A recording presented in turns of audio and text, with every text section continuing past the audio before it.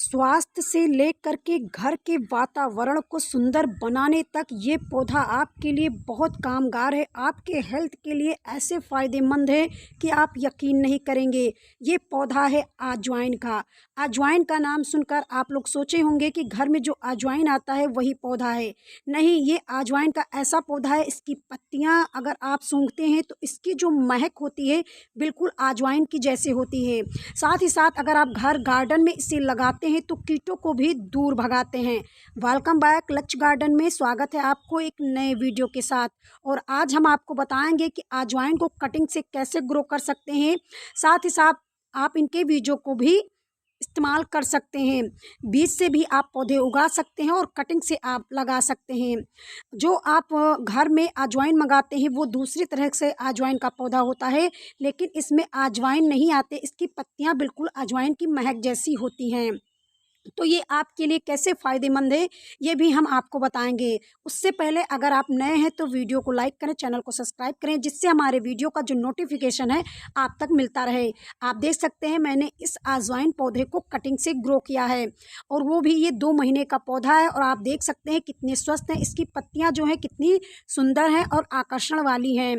अगर आप अजवाइन का पौधा अपने घर गार्डन या गमले में लगाते हैं तो आप कटिंग से बहुत आसानी से ग्रो कर सकते हैं।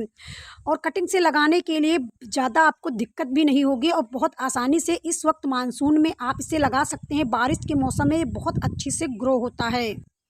चलिए वीडियो को लंबा ना करते हुए मैं जो ज़रूरी बातें हैं वो आपको बता रही हूँ। जहाँ पर आप अजवाइन का कटिंग लगाना चाहते हैं, सबसे पहले वहाँ पर जल निकासी अच्छी तरह से होनी चाहिए। चाहे आप गमले में लगाते हैं या गार्डन के ज़मीन पर लगाते हैं, क्योंकि पानी अगर ज़्यादा भर जाएगा तो आपका अजवाइन का जो कटिंग है वो भी ख़राब हो जाएगा। साथ ही अगर आपका पौधा तैयार हो जाता है तब भी ख़राब हो जाता है, क्योंकि ये थोड़ा नाजुक वाले पौधे होते हैं। दूसरी जो चीज़ है, आपको मिट्टी में नीम की खली को ज़रूर इस्तेमाल करना है। इससे कीट नहीं लगेंगे और साफ़ हो सके तो आप इसका इस्तेमाल कर सकते हैं। हल्दी का इस्तेमाल कर सकते हैं। जब भी आप कटिंग लगाएं तो लगाने के लिए आप साफ़ का इस्तेमाल करें। वैसे मैंने मिट्टी में नीम की खली और हल्दी को मिक्स करके ही तैयार कर रखा है, तो मैं इसकी कटिंग लगाऊंगी। आप देख सकते हैं कि मैंने इसे कटिंग से ही ग्रो किया है और ये पौधा कितने अच्छे से घना भी है। आप देख सकते हैं इनकी डंठलों को कि कटिंग जहाँ से लगा है उसके बाद नीचे से ये कई नई शाखाएं निकली हुई हैं। तो चलिए हम आपको इसकी कटिंग लगाने का तरीका भी बताते हैं और इसके फ़ायदे के बारे में भी बताएंगे कि आप अगर अपने गार्डन में इसे ग्रो करते हैं तो इसके कितने फ़ायदे आपको हो सकते हैं।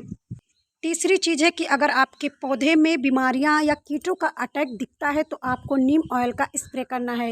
नीम ऑयल एक प्राकृतिक उर्वरक होता है जो पौधे के लिए बहुत अच्छा होता है।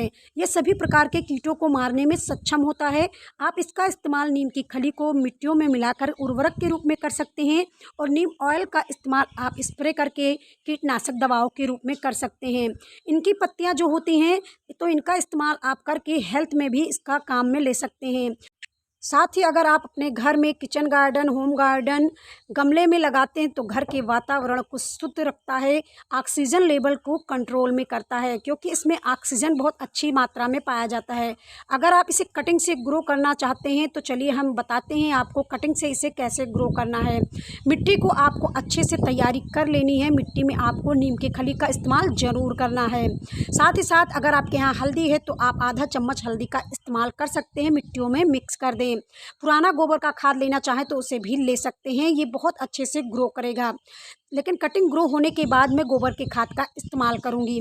चलिए हम यहाँ से पहले एक कटिंग को ले लेते हैं। कटिंग लेने के बाद हम इसे कलम बनाएंगे।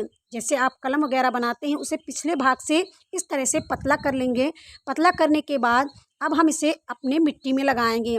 आप चाहे तो एलोवेरा पीछे भाग पर लगा सकते हैं, हल्दी का इस्तेमाल भी कर सकते हैं। मेरी कटिंग ऐसे ही ग्रो हो जाएगी। मैंने मिट्टियों को अच्छे से तैयारी कर ली है। अब हम मिट्टी में इसे इस तरह से लगा देंगे। लगाने के बाद हम इसमें पानी देंगे, लेकिन ध्यान रखें अगर आप पानी दे रहे हैं तो बिल्कुल भराव मात्रा में पानी नहीं देना है। आपको सुबह और शाम को पानी दे देना है, जिससे मिट्टियाँ नम बनी रहे। मिट्टी को कड़क बिल्कुल ना होने दें, ना ही जल भराव होने दें, तो आपकी कटिंग बहुत अच्छे से ग्रो हो जाएगी और चिंता करने की कोई बात नहीं रहेगी। देखिए हम पानी इसमें दे देंगे और अब हम बात करते हैं कि आपके अजवाइन के जो पौधे हैं अगर आप लगाते हैं तो इसके कितने लाभ आप उठा सकते हैं और ये किस तरह से आपके लिए बहुत फ़ायदेमंद है। चलिए कुछ इसके सेहत के बारे में भी बात कर लेते हैं, फ़ायदेमंद के बारे में बात कर लेते हैं। अगर आप अपने गार्डन, घर में या गमले में इस पौधे को लगाते हैं तो सबसे पहले घर के वातावरण को ये शुद्ध करता है। इनकी पत्तियाँ इतनी सुंदर होती हैं, देखने में इतनी आकर्षण लगती हैं कि घर के सभी वातावरण को खुशनुमा कर देती हैं। साथ ही ये पौधे कीटों को भी दूर रखते हैं। इसकी महक गंध की वजह से गार्डन में कीटों का अटैक कम होता है।